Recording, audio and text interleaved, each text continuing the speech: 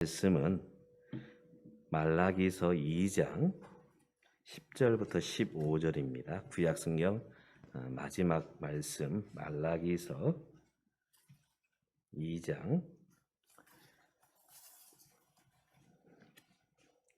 구약성경 1328쪽에 있습니다.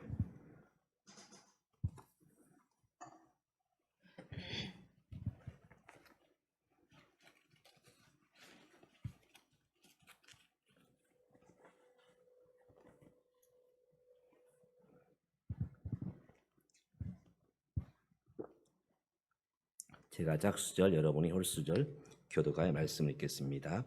우리는 한 아버지를 가지지 아니하였느냐? 한 하나님께서 지으신 바가 아니냐? 어찌하여 우리 각 사람이 자기 형제에게 거짓을 행하여 우리 조상들의 언약을 욕되게 하느냐? 유다는 거짓을 행하였고 이스라엘과 예루살렘 중에서는 가증한 일을 행하였으며 유다는 여호와께서 사랑하시는 그 성결을 욕되게 하여 이방 신의 딸과 결혼하였으니 이 일을 행하는 사람에게 속한 자는 깨는 자나 응답하는 자는 물론이요 만군의 여호와께 제사를 드리는 자도 여호와께서 야곱의 장막에서 끊어 버리시리니 너희가 이런 일도 행하나니 곧 눈물과 울음과 탄식으로 여호와의 제단을 가리게 하는도다. 그러므로 여호와께서는 다시는 너희의 봉헌물을 돌아보지도 아니하시며 그것을 너희 손에서 기꺼이 받지도 아니하시거늘 너희는 이르기를 어찌 됨이니까 하는도다. 이는 너와 내가 어려서 맞이한 아내 사이에 여호와께서 증인이 되시기 때문이라. 그는 내 짝이요 너와 서약한 아내로되 내가 그에게 거짓을 행하였도다. 그에게는 영이 충만하였으나 오직 하나를 만들지 아니하셨느냐? 어찌하여 하나만 만드셨느냐? 이는 경건한 자손을 얻고자 하심이라. 그러므로 내 심령을 삼가 지켜 어려서 맞이한 아내에게 거짓을 행하지 말지니라. 아멘. 그 나라가 어떠한가?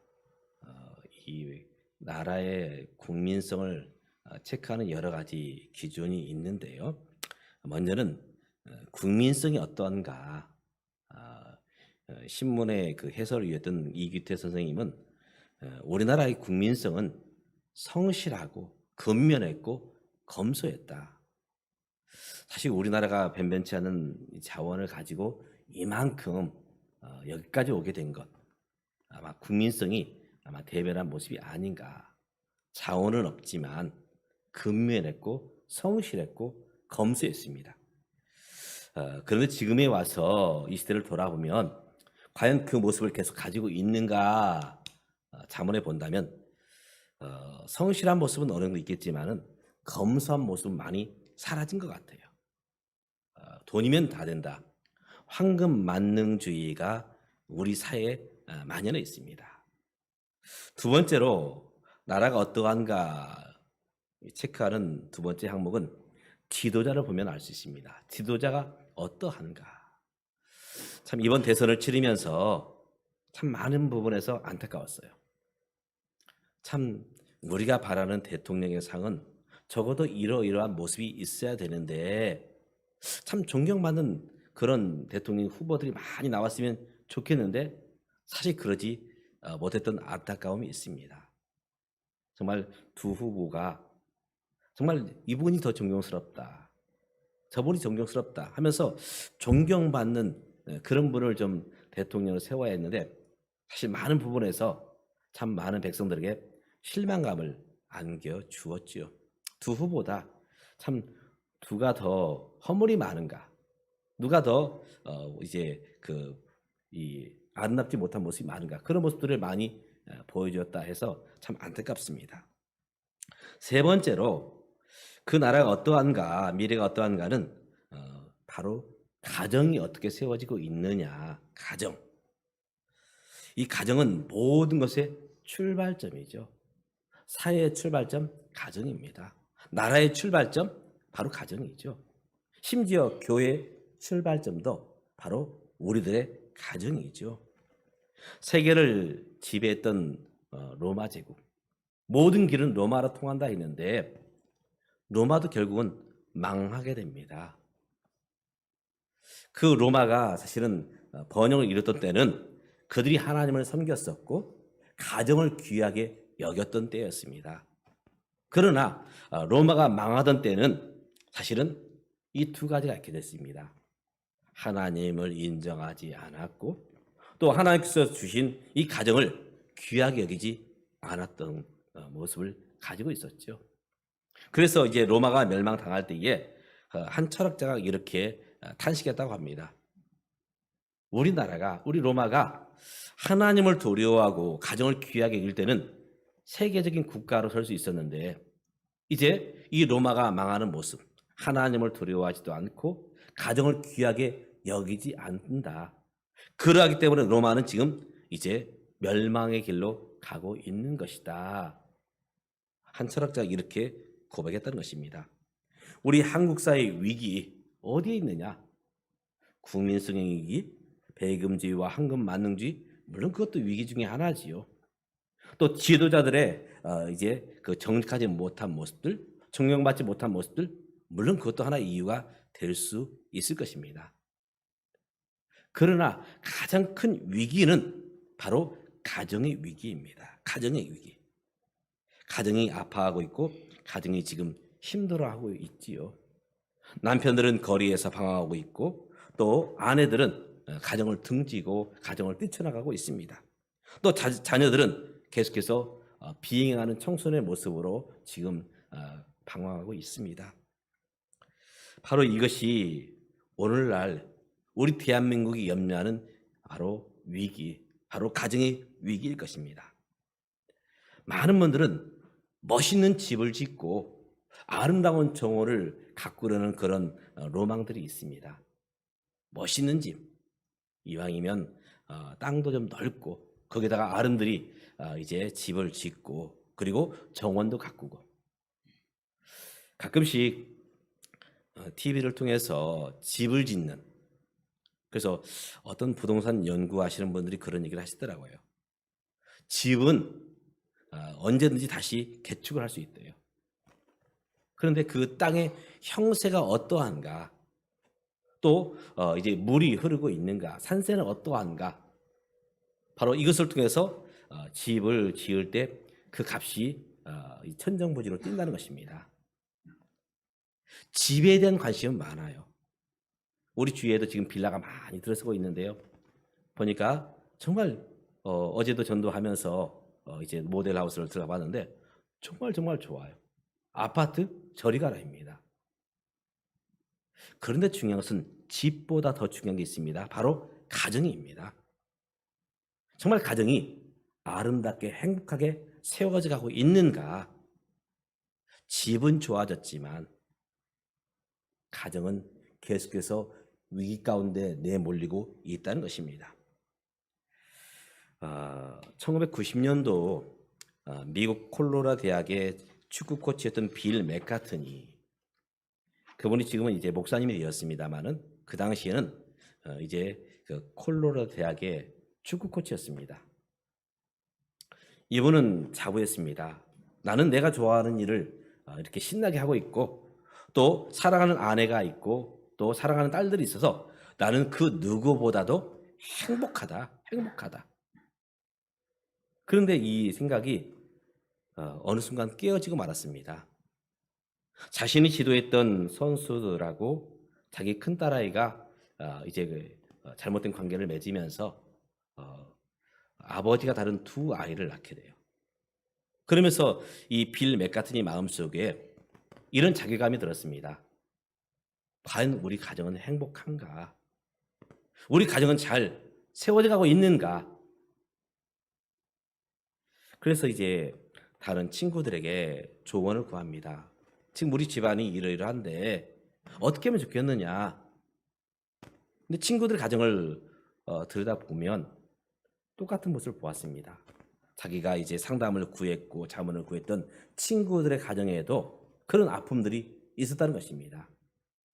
그래서 맥카트니는 축구 코치 이제 이 직을 사임을 하고 어떻게 하면 정말 우리 가정을 행복하게 하고 또 이 시대의 가정을 아름답게 세워갈 것인가 고민하면서 하나님께서 우리에게 주신 7가지 약속을 지키자 해서 프라미스 키퍼, 약속을 지키는 사람, 이런 이제 모임을 만들었고 이런 운동을 하게 됩니다. 바로 이것이 미국 프라미스 키퍼 운동의 시작이 되었던 것이죠. 이 당시 우리나라의 가정들은 어떠했느냐? 1980년대 후반과 90년대에 들어와서 우리나라의 가정, 나라는 정치적으로 점점 민주화되어 가고 있었습니다. 민주화. 그리고 이제 국민소득은 2만 불을 향해서 달려가고 있던 데죠. 그러면 우리들의 가정도 정말 단란하고 행복해야 되는데 사실 그 당시 우리들의 가정이 그렇지 못했습니다.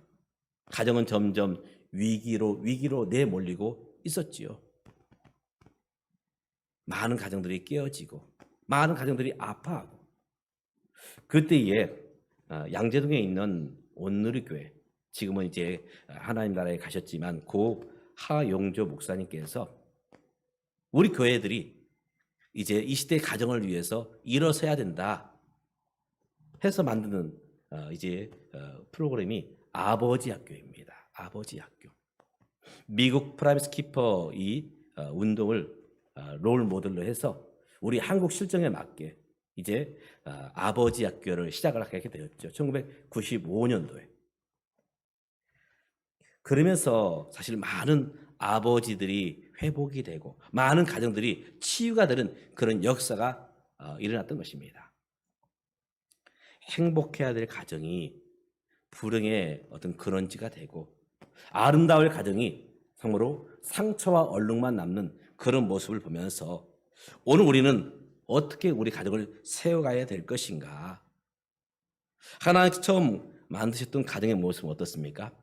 창세기 1장을 보면 또 2장을 보면 하나님께서 처음 세우신 가정들을 보면 하나님은 이렇게 고백하고 있습니다. 정말 보기 좋다. 그래서 성경이 이렇게 표현하고 있죠. 하나님 보시기에 참 좋았더라. 그리고 아담과 하와는 어떠했느냐? 아담은 하와를 향해서 이렇게 고백을 합니다. 당신은 내 뼈 중에 뼈요, 살 중에 살이라. 정말 극찬의 사랑의 고백을 하고 있지요. 그런데 이런 모습으로 우리 가정들이 계속 세워져 갔더라면 참 좋았을 텐데 그렇지 못하게 됩니다. 이 모습은 변질되고 말지요. 죄가 사람 마음들에 들어오면서 바로 죄 가운데 있는 그런 아담과 하와의 모습은 변질됩니다. 그래서 그렇게 칭찬했던 하와를 향해서 하나님 앞에 이렇게 말합니다. 내가 이렇게 된 것 저 하와 때문입니다. 하와 때문입니다. 또 하와 역시 핑계를 댑니다. 이건 나 때문이 아니고 하나님 만드신 바로 저 피조물 뱀 때문입니다. 그의 자식들은 어떠했는가? 아담과 하와는 가인과 아벨을 낳았죠. 두 사람이 예배를 드렸지만 하나님께서는 아벨의 예배를 받으셨지만 가인의 예배를 받지 않으셨죠. 이때 가인이 이런 생각을 갖습니다. 내 예배가 하나님 앞에 이제 상달되지 못한 것, 저 동생 아벨 때문이다. 너 때문이야. 우리 가정들의 아픔이 어디에 시작되느냐? 바로 내 탓이다. 내가 부족했다. 이런 모습보다는 너 때문이야. 남편 때문이고 아내 때문이고 부모님 때문이고 자식 때문이야. 결국 이런 모습 때문에 우리들의 가정은 바로 아픔과 상처로 얼룩지고 만 것입니다. 바로 무엇이 이런 모습으로 이제 힘들게 했느냐? 바로 우리의 죄성 때문입니다. 죄성. 오늘 쓰여진 말라기 선지자를 통해서 주신 말씀도 크게 다르지 않습니다. 당시 많은 남성들은 이제 젊은 여자, 새로운 여자들을 찾고 있었습니다. 그래서 결혼한 아내를 내치기 위해서 이혼하지요. 그리고 이제 이방 여인을 아내로 맞이합니다.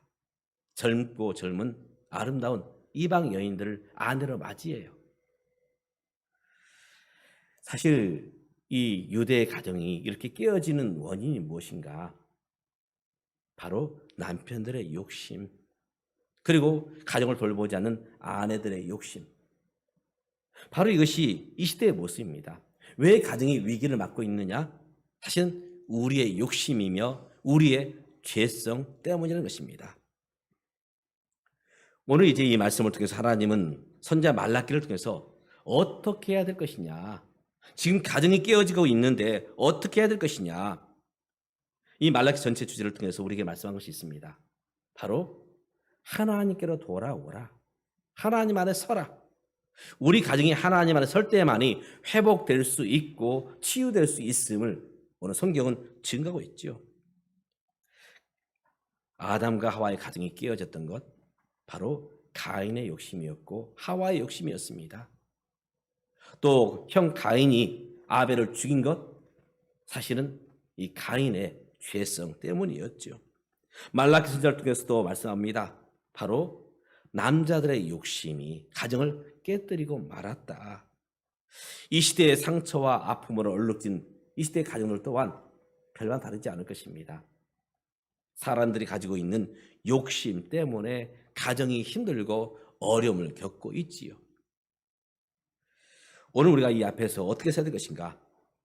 하나님을 나의 주인으로 고백해야 되는 것입니다. 하나님을 나의 주인으로. 내 인생의 주인은 나야. 이런 마음 때문에 내 욕심을 따라서 살려고 했던 것이죠.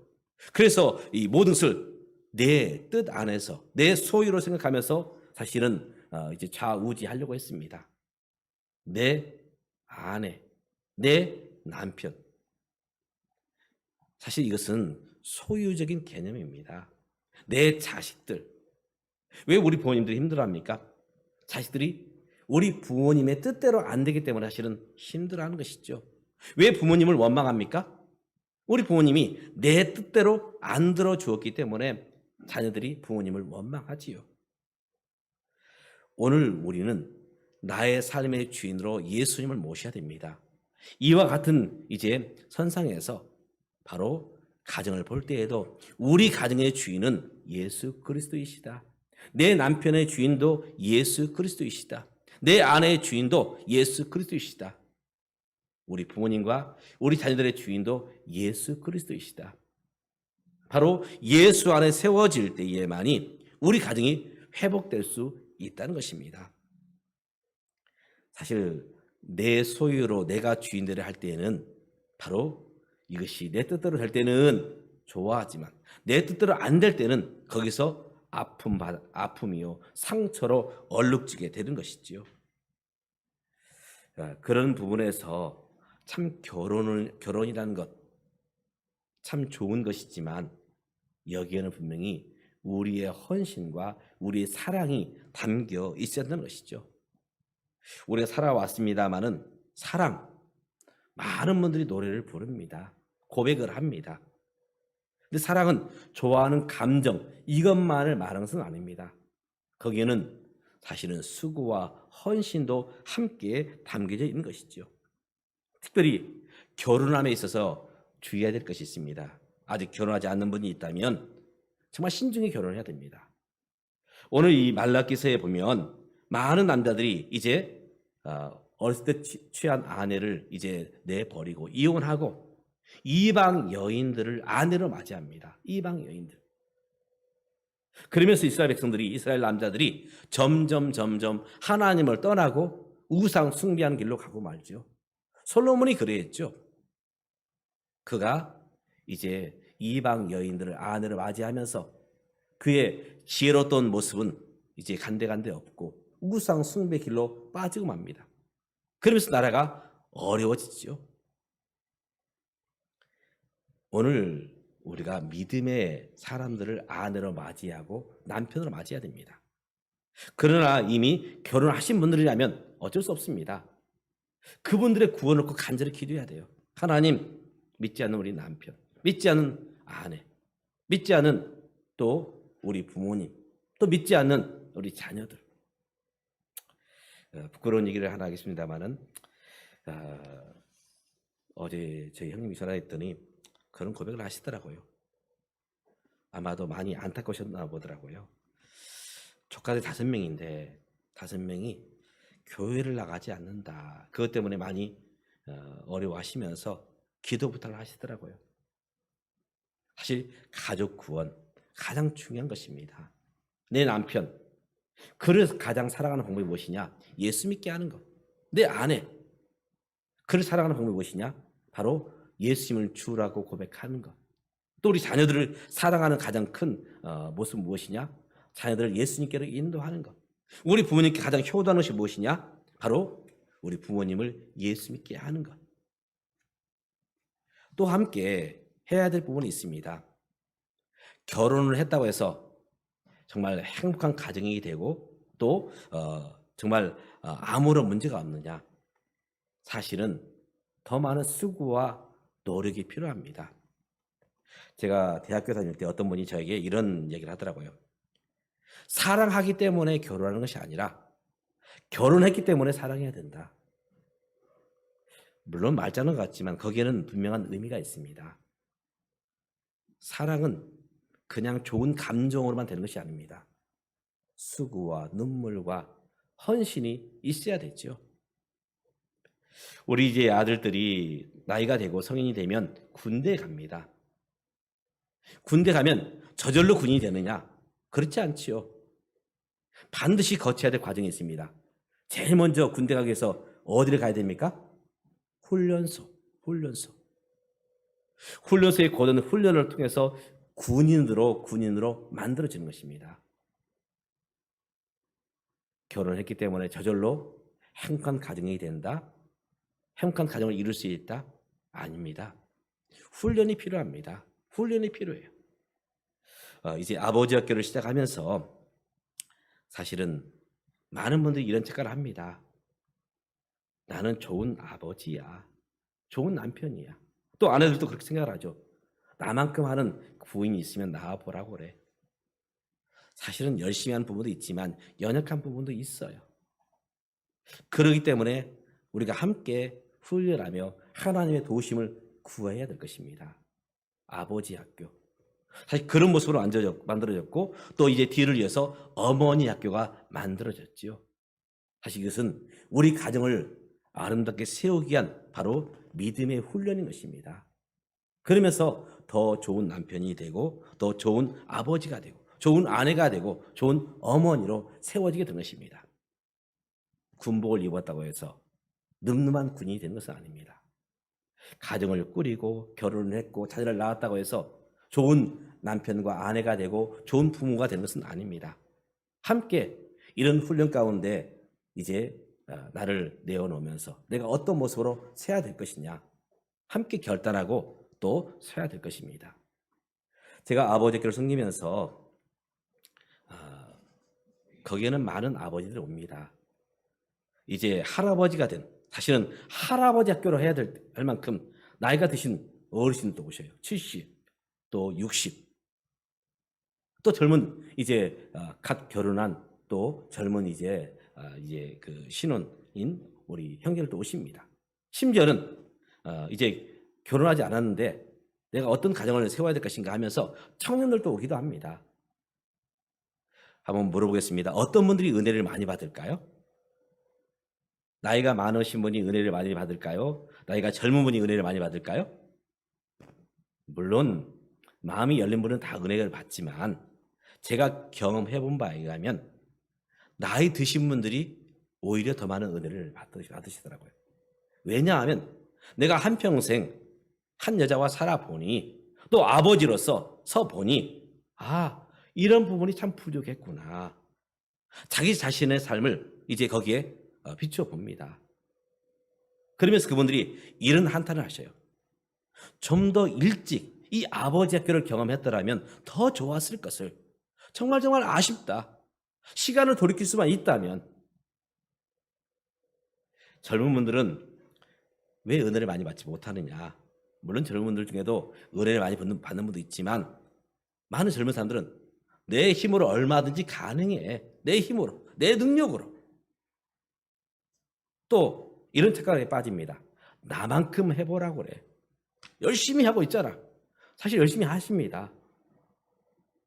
그런데 우리의 노력으로만, 우리의 결심으로만 사실 안 되더라고요. 그렇기 때문에 이 아버지 교를 통해서 함께 기도합니다. 그래서 하나님의 도우심이 필요하다. 내가 노력하고 수고하지만 하나님께서 도와주셔야 된다. 그런 마음으로 아버지 학교가 세워져 왔고 또 변화가 있어 왔습니다. 사랑하는 믿음의 가정 여러분, 수신제가 지국 평천하라 했습니다. 모든 것은 가정에서 시작됩니다.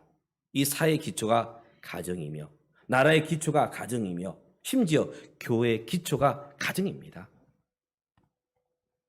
사실 지금까지는 어떠했는지 그 모든 것들을 내려놓고 하나님, 내 가정, 하나님 기뻐하신 가정 되기를 원합니다. 도와주시옵소서. 이런 마음으로 우리에게 맡겨진 가정을 아름답게 세우며 또 회복의 장으로 또 하나님 기뻐하신 장으로 나아가는 저와 여러분 되시기를 주님의 이름으로 축복합니다. 기도하겠습니다. 하나님, 일이 힘들고 관계가 힘들지만 가장 힘든 곳은 가정임을 솔직히 고백합니다. 사랑하는 남편이요, 사랑하는 아내요, 사랑하는 부모님이요, 사랑하는 자녀이지만 참 여기서 사랑만 있는 것이 아니라 눈물이, 아픔이 있음을 솔직히 고백합니다. 우리의 힘만 가지고는 우리들의 가정을 아름답게 세울 수 없음을 고백합니다. 주님 도와주셔서 우리 가정이 회복되며 우리 가정이 아름답고 행복한 가정을 이루며 우리 가정이 온전히 하나님께서 만드셨던 그 태초의 가정, 하나님 보시기에 좋은 가정, 또 안을 향해서 내 뼈 중에 뼈요 살 중에 살이라 고백했던 사랑의 가정이 될 수 있도록 우리들의 가정을 회복시켜 주시고 붙들어 주시옵소서. 예수님의 이름으로 기도드리옵나이다. 아멘. 우리 찬송가 가정에 대한 찬송을 우리 선택을 했는데요. 찬송가 559장 사철의 봄바람 불어있고